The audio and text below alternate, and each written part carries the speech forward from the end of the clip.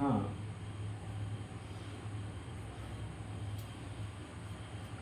एक case discussion कर लेते हैं, है ना।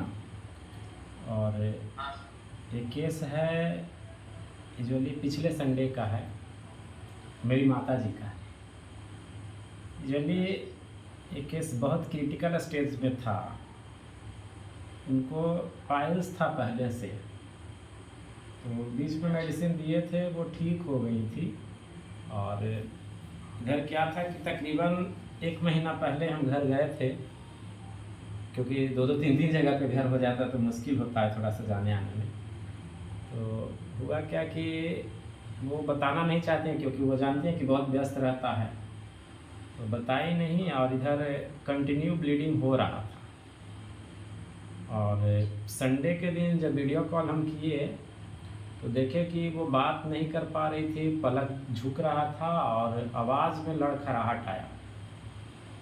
तो देखने के बाद कंडीशन समझ में आया कि मतलब ये बहुत सीरियस अवस्था में है। तो और घर वाले से बात घर वाले से बात किए तो पता चला कि रात में खाना नहीं खाई है। तो हम पूछे क्यों नहीं खाई है, तो फिर पता चला कि ब्लीडिंग हुआ। तो हम देखे कि क्रिटिकल स्थिति है, तो पटना छोड़ करके तुरंत बाइक निकाले और मतलब कुछ नहीं सोचे, देखे स्थिति देखते हुए हम मेडिसिन लेके चल दिए। अपना टोटल मेडिसिन जो होता है हम छोटा छोटा में रखे हुए हैं इमरजेंसी के लिए, कि कभी भी ज़रूरत पड़े तो लेकर के मूव कर जाए, है ना। तो वहाँ जाने के बाद स्थिति को देखे कि मतलब बेहोश हो चुकी थी लगभग, कंडीशन ऐसा हो गया था। हाँ, मतलब किसी तरह से सिर्फ आवाज़ निकल रहा था। तो तुरंत हम 1 बोतल सलाइन भी किए, है ना। रिंगर लैक्टेट जो है 1 बोतल लगाए, क्योंकि मतलब स्थिति बहुत दयनीय हो चुका था। तो 1 बोतल लगभग 30 मिनट के अंदर में ही चढ़ा दिए। चढ़ाने के बाद पीएच की जो मेडिसिन स्टार्ट किए हैं इसमें, सेकेंड डे जब उनका हम टेस्ट किए ब्लड का कि कितना % ब्लड है, तो मेरे को 30% ब्लड मिला। हालांकि 30 से भी बिलो था, वो 2 कदम भी नहीं चल पा रही थी, है ना। सेकेंड डे भी चलने की स्थिति में नहीं थे, किसी तरह से दोनों तरफ से पकड़ के उनको बाथरूम ले जाया गया, है ना। और सेकेंड डे भी ब्लड इतना ज़्यादा आया कि मतलब सिर्फ ब्लड ही आया था, स्टूल पास आउट नहीं हुआ था। और एनस रीजन में एक मतलब बहुत बड़ा छिद्र टाइप के हो गया था, लगभग मतलब क्या बोले 1 इंची के नियर अबाउट छिद्र होगा, इस तरह का था। कंटिन्यू उससे ब्लड फ्लो हो रहा था। इसमें जो मेडिसिन हम लोग चलाए हैं, बहुत बारीकी से इसमें थोड़ा ध्यान देने की ज़रूरत है, खास करके पाइल्स के लिए। ऐसे बहुत सारे पाइल्स को हम लोग ठीक किए हैं। तो इसमें हमने S1 को चलाया नेगेटिव में, बिल्कुल नेगेटिव में, D10 डाइल्यूशन में लिए। दूसरा मेडिसिन A2 को चलाए हैं, इसका भी D10 डाइल्यूशन में चलाए हैं। तीसरा मेडिसिन ग्रीन इलेक्ट्रिसिटी और चौथा लिम्फ-1 को लिए। ये सारे मेडिसिन D10 में हैं, एक को सुबह, दूसरे को दोपहर, तीसरे को शाम और चौथे को रात। सारे D10 में 1 ड्रॉप 30 ml। क्लियर है।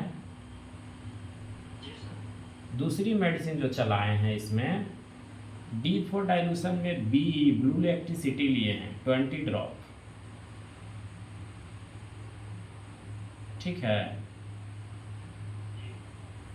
A3 लिए हैं D4 से 8 ड्रॉप, और S- लिए हैं D3 से 15 ड्रॉप। क्लियर है। इसको 1-1 घंटे पे रिपीट किए।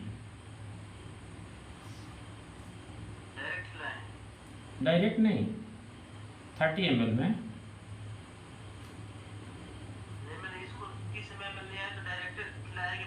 नहीं, डायरेक्ट। उस समय पानी में लेने की स्थिति में नहीं न थे, ठीक है। पेशेंट मतलब दूसरे दिन सेकेंड डे हम सोच लिए थे कि अगर क्रिटिकल स्थिति इतना ज़्यादा है कि नहीं संभलेगा तो ब्लड अपना ही मतलब डोनेट करके, डोनेट क्या करना था, खुद ही निकाल करके चढ़ाने की स्थिति में हम थे।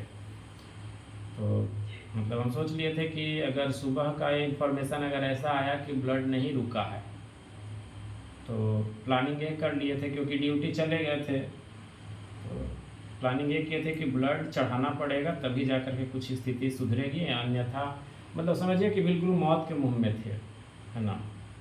तो उस जगह से जो सेकेंड डे का जो सुबह में फ़ोन हम किए, पूछे कि कैसा है पहले से, अभी क्या स्थिति है, बाथरूम गई थी तो क्या हुआ, तो पता चला कि उधर से रिस्पॉन्स आया कि बाथरूम हुआ बट एक ड्रॉप भी ब्लड बाहर नहीं आया। तो बहुत खुश हुए कि अब ब्लड रुक गई है तो अब तो रिकवरी हो ही जाएगी, है ना। और अभी आज 8वां दिन है, सेम अभी रिपीटेशन चल रहा है। ब्लड उस दिन से जो बंद हुआ है, ब्लड आना बंद है और कंटिन्यू ये मेडिसिन चल रही है। और वो क्या बोलते हैं, बीट का जूस, वो तीनों टाइम हम दे रहे हैं। तो अभी तो बिल्कुल ठीक हैं, फिर से दोबारा ब्लड चेक नहीं किए हैं, बट अब जो दैनिक क्रियाकलाप है वो कर ले रही हैं।